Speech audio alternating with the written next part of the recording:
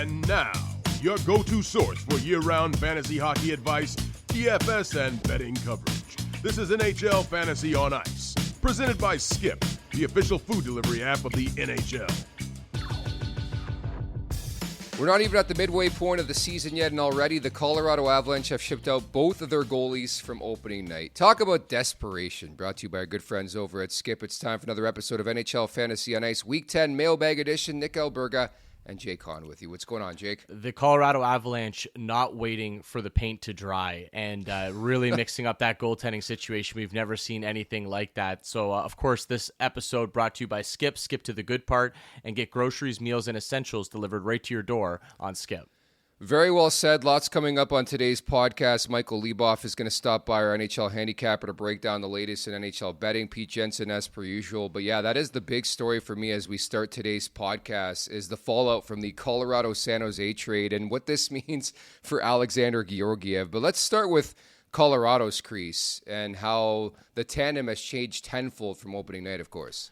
I think this is the more interesting angle. Like you said, there's obviously the Georgiev angle to this and where this goes moving forward. I don't think anybody has had a worse contract year in the history of the league than Georgiev has had this year. He totally fumbled this thing. So who knows? Maybe he can salvage it a little bit. But I like what the Avs have done here, Nick. I don't know if you feel differently, but clearly looking at their goaltending early in the season, seeing the high-end talent that they have, what guys like McKinnon, Rantanen, obviously Val Nichushkin now that he's back, Cale Makar, what these guys are capable of, but getting subpar goaltending and knowing we've got a legitimate contender on our hands here if we can fix that area. So we don't know if it's going to work out. These guys are no guarantees, but by all accounts, I think Blackwood would be an improvement, wouldn't you say, based on what they were getting early in the year? Well, what's that classic kids book, Something Out of Nothing? I sort of feel that way with Colorado. With the due respect, they won a Stanley Cup with Darcy Kuemper. Just give me adequate goaltending, and Nathan McKinnon, Cale Makar, and others will take it from there, including Mikko Rantanen. That's pretty much my feel. They had to do something. You talk about desperation. I think you can feel it in the last month for Colorado. They have been winning games, but it's tough to win games when your goalie routinely is letting 4 goals a game, and that's exactly what was happening with Georgiev. So in Blackwood, I think it's fair to say he's their 1A with Wedgwood right now, 6'9" and 3, 2.95, a 9-11, 1 shutout with one of the worst teams in hockey. Like, I just wonder how that translates over to Colorado because defensively, I think, is the bigger issue for that team. I know they couldn't get a stop, but their system's a bit out of whack right now. Yeah, and I think the goaltending was taking most of the blame for exactly what you just said, a lot of defensive issues early in the season. I will say it feels like they're tightening things up a little bit. They're getting better in that area, so hopefully creating a better environment for these two goaltenders. Do you think both have value in fantasy here moving forward, Nick? I think like Blackwood's the guy you obviously want to own out of the two. I think they're going to lean towards him, but it feels like it's not a guarantee who's going to get the starts here moving forward, and maybe Wedgwood could still bring some value. That's exactly it. Not to say it's going to be a tandem. I think, obviously, as you mentioned, you give the upper hand to Blackwood, but it's not like he's going to play 5 in a row and Wedgwood's going to play 1. I don't see it working that way. I think Colorado wants to figure out if this is going to last, if this is going to work through the balance of the season into the Stanley Cup playoffs, assuming they get there, of course. So that's probably the way I would play it. If I had to pick one of the two, obviously you go with Blackwood. But I still have questions. Like, I think they've rectified a couple of issues, but to sit here and suggest Colorado's now suddenly a cup contender because they got these two guys, I can't get to that level. So you're not rushing to back the Avalanche Cup future now after these moves. I don't know. Like I love the high-end talent for this team, but like you said, there are still some issues, and they have proven that they can win with just average to above average goaltending. So I'm in, but am I opening up the sports book and betting money on the Avs to win the Cup in that division? I just can't do it right now because you've got Minnesota there, you've got Winnipeg there. Maybe we can get into it a little bit with Leboff when he joins us a little bit later in the episode. But you've got some beasts in that Central. They're certainly one of them, but I don't know if I'm fully sold on them being the best team in the Central just yet. Well, I said this earlier on in the season. The time to bet on a Colorado future to win the Stanley Cup was after they started the season like 0-5 or whatever it was. Like, that's the value you're going to find. So I did take that flyer, and that's why win or loss, I feel okay. I think the value is there now, not so much. But, Pete, you look at this tandem. How much better do you think it is? I think it's significantly better considering Georgiev had like a high danger save percentage in the 700s, and now you're acquiring Blackwood, who edge stats alert, is 90th percentile in the league in high danger save percentage, and Wedgwood even better at 97th percentile. So that's what I'm looking at. Not just one upgrade in Wedgwood, who's playing well, winning 3 of his first 4 games, including a shutout, but also Blackwood. Super high ceiling for both of these guys, even if it is a tandem. I like that. Snatch them up immediately. Colorado is a juggernaut team. Even if they win game 7-5, it's going to happen. But certainly I think you see an increased presence in between the pipes. And anytime you can own a Colorado goaltender, at the very least, you know you're going to get victories. As I said off the top, Jake, I don't know what it feels or it means for Alexander Georgiev, who's having a brutal contract year. But for me, this reeks like Carolina. I can view somebody picking this guy up as a reclamation project. I think the duty now for San Jose is to try to find a suitor for Georgiev between now and the deadline. Do you agree? I know you love your contract years, Nick, but they don't always work out, right? I know that's something we always target at the start of a fantasy season. Okay, who's playing for cash this year? And Georgiev was one of those guys this year. Okay, he's playing for cash. He should be motivated, and doesn't always work out. Maybe the pressure gets to you a little bit, and obviously he's lost his confidence, lost his way in this league, and now he ends up on one of the worst teams in the league in a rebuild. I like what you said about Carolina. I don't know if it's necessarily going to be Georgiev in particular, but I think that's a team that needs to get aggressive for a goaltender. Watching Colorado make these 2 moves, one of the first things I thought was, where's Carolina?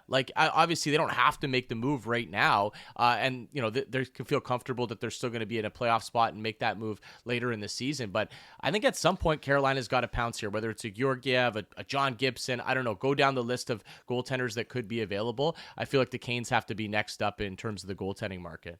It's always a game of musical chairs, and you're right. I own Pyotr Kochetkov, and it's always a roller coaster night. Maybe it's a system, and maybe it's the unfortunate nature of playing for Carolina, but you get 16 shots on goal a night, you let 3 in, that's 13 saves, your save percentages in cahoots. It's just not a good recipe for fantasy success in between the pipes. But you're so right on Carolina. I'm just curious. You would think if Georgiev can play good enough, somebody is going to pick him up between now and the trade deadline, and that would be so ironic if he goes to a legitimate, bubble contender, you want to call them that, and he goes on a crazy run. That'd be the funniest thing ever to me.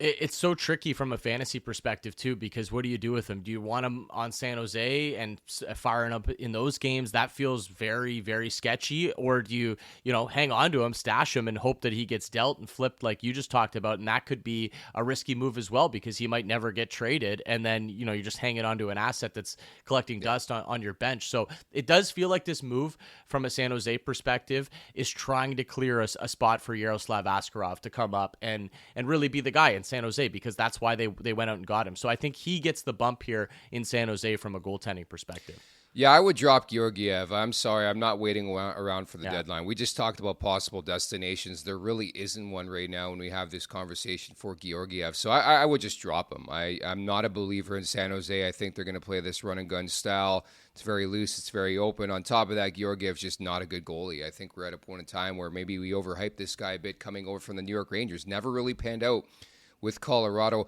The Askarov one is increasingly interesting because entering the year, there was just this conversation around him. He wanted to play in the NHL, but I have no issue with seasoning a guy in the AHL, especially when you have a team like the San Jose Sharks. They're a bottom 5 team. I think we can both agree in the league. I think there's going to be some growing pains. They're a young team, relatively speaking. I don't think there's a need to force feed this guy into the NHL, and that's why I think they'll be careful with the way they deploy him this season. I don't think there's a need either, at least from how I would manage things. But from Askarov's opinion, it feels like he wants to play, right? That's why he's on San Jose and why he's no longer playing for the Nashville Predators. He was unhappy with his playing time there. He didn't want to play in the American Hockey League. He wanted to be a starter or at least a goaltender at the NHL level. So I think this is San Jose maybe making room for that and appeasing him. And it's a very small sample size that we've seen him in the NHL, Nick, but the numbers are very good. Again, take it with a grain of salt, 'cause it's only a handful of games. But if we get some signs that he's going to be the guy in San Jose, I know you talked about them being a bit run and gun, and they're going to give up their fair share of chances and goals. I would fire him up just because of the high end ceiling that he could end up having if he does pan out this year. Just a side note as well, really ages me thinking about his dad, Andrei Kovalenko, but Nikolai Kovalenko, the ad in this, 25 years of age, but started on the 4th line with Ty Dellandrea and Nico Sturm. Far cry from being a top 6 guy for the majority of the season with Colorado. So just put him on your watch list for now. Not going to say it's going to pan out, but I think there's a bit of value there sleeper-wise when it comes to Kovalenko with the San Jose Sharks. A bunch of guys back skating, namely on Long Island. Anthony Duclair has played all but 5 games this season for the Islanders, has missed 25 and counting now with a lower body injury. They could get him back soon. And Matthew Barzal, a full participant at practice on Thursday as well. So things on the upswing for the Islanders here, Jake. Well, I try to avoid picking up New York Islanders in fantasy hockey, Nick, but the one that I would be interested in is obviously Matt Barzal. I mean, you can't pick him up. He's going to be sitting on someone's injured reserve out there, but he took a major step last year as a guy that was starting to shoot the puck a lot more and became a little bit of a different player, and he carried that into the early part of this season before he got injured. So that's going to give them a spark offensively, and honestly, they're hanging around in the playoff race. They just basically take every game to overtime, but they find ways to pick up points and hang around this thing, right? And the Rangers have opened up the door for some teams to come through. So, a couple wins here recently. Maybe this gives the Islanders an injection of life. A nice tie-in here. Remember when the Islanders almost acquired JT Miller and it fell through? Yes. It sounds like he's almost back or nearing return. Well, that's it. So JT Miller hasn't played since November 17th, still with Vancouver, by the way, for personal reasons. I was going to ask you, like, you buying low, you selling, 17 games, 16 points, entering the fantasy season, widely perceived as a top 20, top 15 fantasy target. By his standards, up and down start, clearly, but I actually think there's some value in the player right now. Yeah, I think I have to buy and just trust in JT Miller and what he's been the last couple of seasons, and his role on that Vancouver team. I mean, he's the heartbeat. He's the guy. That being said, they played okay without him, relatively well. They did a decent job treading water, but we don't know exactly what he's been going through. But if he feels like he's ready to come back and make this return, I have to think he's going to revert back to the old JT Miller. So is there some risk involved? Sure, but I'm in on JT Miller and excited to see him get back into that Canucks lineup. Delivered by our good friends over at Skip, we get to the mailbag. Merzlikins, hold or drop? What would you do with Elvis Merzlikins in Columbus, Jake? Ooh, that's tough. This one's so tricky, and this goes back to our conversation a couple weeks ago about goaltenders on bad teams or teams that you can't necessarily trust. There's going to be some starts for Merzlikins this year where he does well. I do trust him to have those big pop games, but he's also going to have those games where he gives up 5 or 6 goals and totally kills your goaltending categories. So it comes down to league size for me. If you're in a deep league, I think Merzlikins has enough value to hang on to him as your third, maybe your fourth goaltender if you're rostering that many. But anything less than that, like a 10-team league, 12-team league, I think I'm probably cutting ties there. Very well said, although, as I've mentioned throughout the season, I do have a flyer on Columbus to make the Stanley Cup playoffs, a bet I laid before the season started. Now, Jake, on Tuesday, I was watching my television, streaming a game. Couldn't believe it. I saw Thatcher Demko on the ice. So he actually officially returned. He was a backup to your boy Kevin Lankinen. Something weird's going on here in Vancouver, but Demko comes back, allows 4 goals on 25 and a 4-3 OT loss against the St. Louis Blues. So that's pleasant news, I guess. Yeah, maybe not the best start coming back, but I don't think we have to expect him to come out and just get a shutout right out of the gates. Like, this guy's got to get his feet wet a little bit, get his legs underneath him, and he's coming off a long injury. I mean, this is not easy. So I think if you're a Demko owner, you're excited to see him back out there. He's not going to go back into workhorse role. Like you said, Lankinen's there, and he's played great this year. So there's no reason for Vancouver to start Demko every game. I think they're going to be very cautious with this thing, and eventually we're hopefully going to see him get back to playing that top-end hockey, but promising to see him back. I got a goaltending question for you here, Nick, as well. It actually relates to something I brought up a couple weeks ago. Is Montembeault a goaltender we can finally trust? I kind of shouted him out earlier. Feels like Montreal's playing a little bit better now. Nothing to write home about, but some improvements there. Can we fire up Montembeault, actually trust him the rest of the season?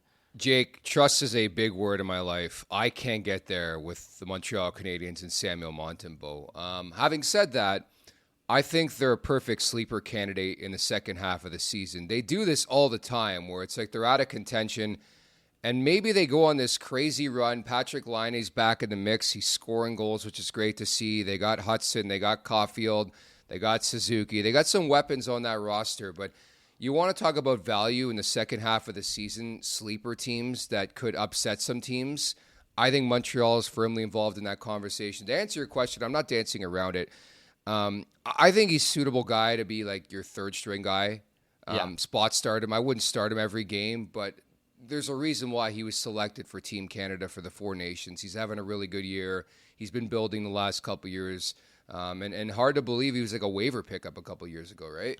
He's a little bit boom or bust. Like, you could get that 40 save shutout, or you could get that game where he just rinses your goaltending categories for the entire week. So maybe pick your spots. But I think in terms of having a roster spot on your team, I'm okay with it. And I actually like where Montreal's trending here, especially with, I know Patrick Laine doesn't really help defensively, but it feels like it's given them another weapon, a little bit more confidence up front. And, maybe this is a team that can have a decent second half. So I'm in. Another interesting question here for you, Nick. Who are players you could trade Steven Stamkos for right now? I saw this one on there. I don't know. Like, obviously, it's hard to narrow down a specific player, but what's the value? I think is probably the better question here on Steven Stamkos. If you wanted him off your roster, do you think you could get anything back? I should preface by saying this is the biggest mistake I made of the fantasy season, having faith and trusting and drafting Steven Stamkos, albeit it was in a keeper. There wasn't much available when I didn't have a first or second round pick. I believe I got him in the third round. It just hasn't worked out. There's turmoil there. I think best case scenario, quite honestly, is if Stamkos gets traded. If he picks up and says, you know what, it's not a fit in Nashville, this team's not going to be a contender, send me to Broadway or send me, somewhere else. To answer your question, I don't know how much you're getting right now. He's hovering around 100 rank. You're not going to get what the proper value should be. I think you're just better off holding on Steven Stamkos, because I've been wondering the same thing. Unless you want to, sell low on a guy. Like, if you just want him off your roster, by all means. But the guy's so good, I would just hold on to him at this point. The fantasy community is begging for a Nashville fire sale right now. Get these guys out of there. Get them on a better team. That's how we all feel right now. Oh, no doubt about that. I was going to get your thoughts as well on the Anaheim Ducks. Leo Carlsson and Pavel Mintyukov back, and they were proudly punted 5-1 by your Ottawa Senators. They are your Ottawa. This podcast is Ottawa Senators. My goodness, that team is so up and down, but hey, Brady Tkachuk's not going anywhere, in case you missed that. But I just need more consistency in general from this Ducks team. I know we've talked about Carlsson and Mintyukov quite a bit the last couple of years, but I don't view these guys as more than streamer options right now. Yeah, speaking of up and down, I mean, more downs with Anaheim, but, similar to Ottawa in that standpoint. And those are the kind of games, if you're Ottawa and you want to try to make any sort of run at a playoff spot, you absolutely have to win those home games against teams like Anaheim. I think Leo Carlsson, to me, I have some interest in him moving forward, Nick. I just think he's a really talented player. If we're looking at guys that can really help Anaheim take that next step, he's probably the guy up front that I look at and say, yeah, he's that already well-rounded player as a young guy, and I think he's going to continue to grow. So I like Carlsson. Mintyukov, I'm not so sure about. I like him. I think he's talented, but with Zellweger back there as well, it seems a little busy on the back end. I don't know exactly how those power play units are going to shake up, and even if he's first power play, I don't know how good that first power play is going to be. So way more interest in Carlsson than Mintyukov for me. You talked about Nashville, the captain, Roman Josi, lower body injury, so he's banged up, just adding to the list of issues with that team so far this season. If Josi's forced to miss time, I would pick up Brady Shea. Externally adds Aaron Ekblad. Lane Hutson's been hot with Montreal. Damon Severson. And Anthony Cirelli is day-to-day with Tampa upper body injury. Nick Paul is the guy who's been promoted up the lineup. Externally, I would look at the red-hot Dylan Holloway with St. Louis, Shane Wright with Seattle, and Jonathan Huberdeau has been pretty hot here with the Calgary Flames. Guys, just wanted to chime in on some defensive replacements. Look at Colorado now that they're fully healthy. The 5-on-5 game, which is already top 5 in the league in shot attempts percentage, is going to improve. So external replacements for Josi or Rasmus Dahlin. Look at Devon Taves, buy low, appeal. He plays with Cale Makar. I can't believe he hasn't scored more points than he has to this point. I think it'll turn around to some extent for him. Also, Sam Girard's up to 16 points and has renewed appeal, I think, for the Avalanche blue line. And Pete, piggybacking off that, delivered by our good friends over at Skip, our fan question suggests any interest in buying low on Devon Taves or picking up Sam Girard now that they're getting healthy? You just sort of brought up the point here. I'll go first, Jake.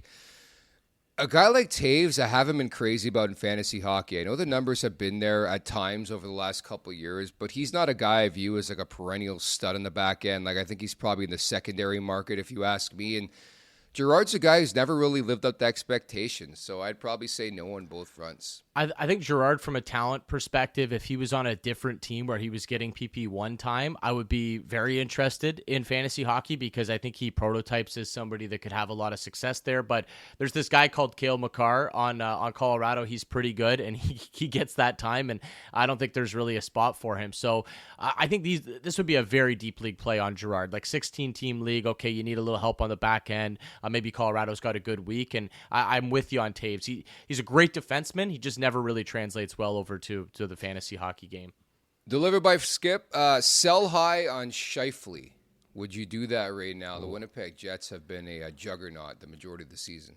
I actually think I would be interested. Like, I'm not rushing to trade him off my roster, but if someone's willing to give me a decent piece back for Mark Scheifele, I will do it, because if you go look at his file, he's consistent every year, usually right around or below a point per game, really solid. You know what you're going to get, and he's taken it to another level this year. So have the Winnipeg Jets. So history says he can't really keep up this kind of pace. And if that's the case and someone's willing to offer me, somebody that regularly gets over a point per game or is in that range, I'd have some interest in making that move.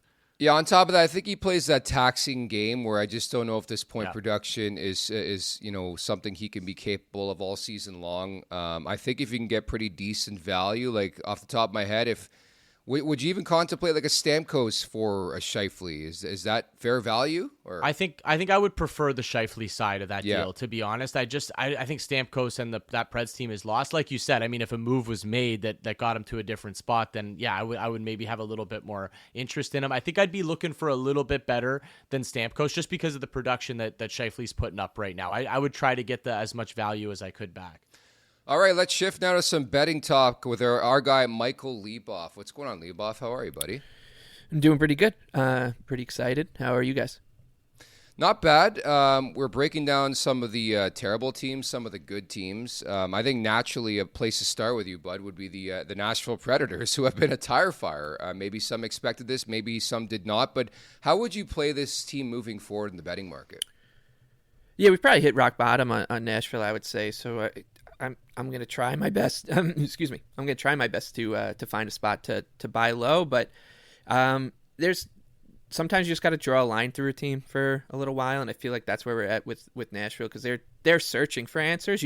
I don't necessarily want to buy in on a team that is in that stage of the of the muck. Like, I'd much rather buy on a team like San Jose or Chicago. At least you're going to get like an honest effort out of them. I just don't think anything's clicking for the Predators right now, and those guys all have that 1,000-yard stare on the bench, like waiting for the shoe to drop, because they're all waiting for what's the next move? Is the coach? Is it going to be a player? Something's going to shake up there, and you feel like that team is like on the ice waiting for it to come. And until that does happen, you do wonder if they're even going to be able to get their act a little bit together. So I would much rather be on the side of buying on them when they're this low in the market, but even saying that it's a little tough with this team right now.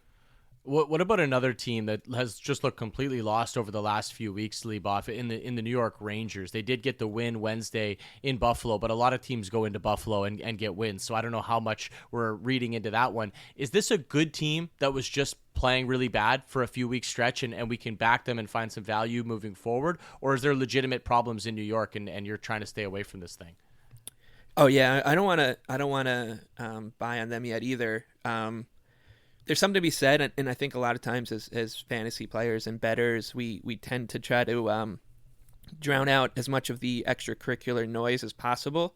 But in a sport like hockey, where effort really matters and getting everyone to pull the rope in the same direction really matters, when the general manager is putting out memos, putting guys on the trading block publicly, and this isn't just in the season, right? Like the Barclay Goodrow thing happened, Trouba in the summer, then Trouba now, Kreider, etc. Kaapo Kakko's name's been out there. I mean, the team is playing, looks distracted when they're playing, and even that game against Buffalo, I don't know how much credit the Rangers deserve in that win. The Sabres were the better team for one period and were able to hang around. There were still some defensive breakdowns, a couple posts. And we know, Jake, like the Rangers are always going to be a little bit overvalued in the betting market because of what they did last year, their presence in the market and their expectations they had coming in. So I think the bookmakers are going to want to be ahead of any turnaround.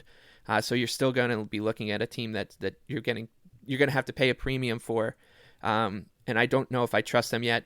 We know that they can rhyme off a bunch of wins in a row just on talent alone, but I even if they do that, I wouldn't be like rushing to bet into like, oh, they're back now kind of stuff. The Los Angeles Kings have won 6 in a row. It's been really quiet. Nobody's really talking about it. Is it because they do this every year where they go on these peaks and valleys? Yeah, and I think it's also like the method of how they get their success, right? They just show up, they come at you in waves, they beat you at the 5-on-5 game, they get one more save than you, they get one more goal than you, and then they move on to the next game. And yeah, there's very little flash to it at all, right? It's not Nathan McKinnon trading chances with the team and winning 7-6. It's come into UBS Arena, win a pretty sleepy 3-1 professional win, and move on now to New Jersey. And I think there's some value on Los Angeles tonight in New Jersey. That 5-on-5 game they play is legit. They're getting the goaltending. The blue line, even without Doughty, is really tough to penetrate. And I do think there's even some room for improvement from this team. So Los Angeles is they're basically in the same spot they were last year around this time, which sounds bad because this is right before they went on that tanker, but which is they're being a little underrated in game to game and the futures market, and not a team I would hate to have a piece of. Well, yeah, speaking of the futures market, I wanted to get into that with you a little bit here, Leboff. And look, the Kings do this to me every year. They wrote me in. This is a smaller stretch. Usually they do it for like a full month, and they play this excellent brand of hockey. And I'm like, who's beating this team in the playoffs? Well, it's Edmonton. We know Edmonton will beat them in the playoffs. That's just what happens. So I feel like by the end of this thing, I'll probably have a Kings future, on my sports book at some point. But is there any numbers that jump out to you right now? Like I saw a 35-1 hanging around on the Washington Capitals earlier this week on a couple sports books, and I thought, man, that's a big number for a team that's proving they're in that mix as a top team in the Metropolitan Division. So it doesn't have to be Washington, but is there any teams that are jumping out to you there? Yeah, Washington for sure. 35-1. Los Angeles is right there at 30s as well. And I do think that in hockey, more than any other sport, like it takes a long time for numbers to get to a place where they settle, because everyone comes in with their priors and thinks, all right, the 5 best teams in this league are the Panthers, the Oilers, the Avalanche, etc. And you have to prove it to me that you belong in that conversation before we even consider putting you up there. And it usually takes like 3 seasons, it feels like, for teams to do that. And there's nothing that I've seen that doesn't tell me that Los Angeles and Washington and a few other teams like hanging around in that area should be a couple scrolls away from a team like Edmonton or Colorado. I don't think Washington or LA should be the Stanley Cup favorite, but they should be in that 6 to 8 range. They should certainly be, and I know a lot of this has to do with money that's come in on teams before the season, etc. But they should be right around there in that like 12 to 15 to 1 range with the Devils, the Avalanche, the Leafs. They should certainly be shorter than the Rangers right now. So. It's a little peculiar, especially because the bookmakers were quick to move on a team like Minnesota, and not as much on Washington and Los Angeles, who the record might not be as good, but it is still pretty stellar.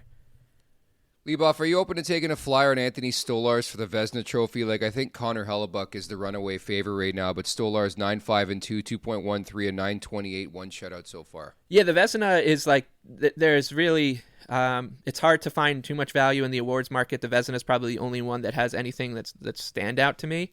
Stolarz is a name that jumped out. I think you can still make a case for a couple other guys in that range as well. Like, I mean, Sorokin at 75-1, if he can continue to go on the run that he's on right now, I think at 75-1 makes sense. Because right now, right, like you said, it's Hellebuck is odds on at -120. Then it's Philip Gustafsson right behind him on the other side of the even money mark. Right, he's +140. I don't think it's really a 2-horse race. I think this is more like a 15-horse race with Hellebuck as the pace setter. I think there's a lot of guys who can get hot and catch him. Even Linus Ullmark to me, right? Like, and I think that goes into what I think about Ottawa. I still think there's plenty of value on Ottawa in futures markets, even, 20, 25-1 to win the division. Like, this team should be able, if they get the goaltending, to go on a run at some point. And whether they do or not, who knows? But you look at the stats, right? They're something like 30 or 48-2 when they get 900 goaltending or better in like the last 3 seasons or something like that. I saw that stat after Hallmark had that game against the Ducks. So if they can get the goaltending, this team should be able to get real, like white hot, and make a charge. We just haven't seen it, and I know it's famous last words, but Ullmark, Sorokin, Stolars, I think there's still a handful of goalies from way down in the pack that can make a race out of this Vezina hunt. Excellent stuff, bud. Thanks so much for your time today. You got it, guys. The one and only Michael Leboff. Jake, let's get to some bets here. A 14-game slate on Thursday. A couple things I'm looking at. I'm actually going to fade Leboff. I like the Devils in regulation. I thought they were really good against the Maple Leafs on Tuesday. Deserved a better fate. LA's got to lose eventually, so give me the LA Kings to lose that game in regulation against New Jersey. And I like the Maple Leafs puck line against the Anaheim Ducks.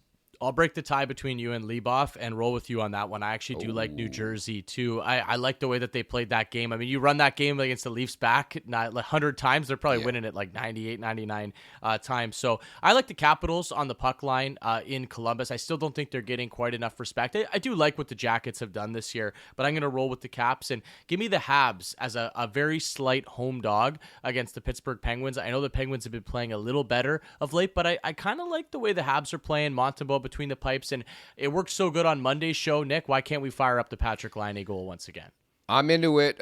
Just a couple more things here. Saturday slate, Vegas at Edmonton. I like the under 6.5. You talk about Laine. It's Montreal at Winnipeg. Saturday night, Patrick Laine anytime goal. 3 goals in 3 games against the Winnipeg Jets in his career. What are you looking at, Pete? So I got Dylan Holloway for a goal and or shots on goal on Thursday against the Sharks. The Blues have played well against them this season. Brian Rust up top with Crosby at Montreal. Could see there being a lot of goals in that game on both sides. And then shout out to Tom Wilson. The guy had a small fracture of the sinus cavity area bone.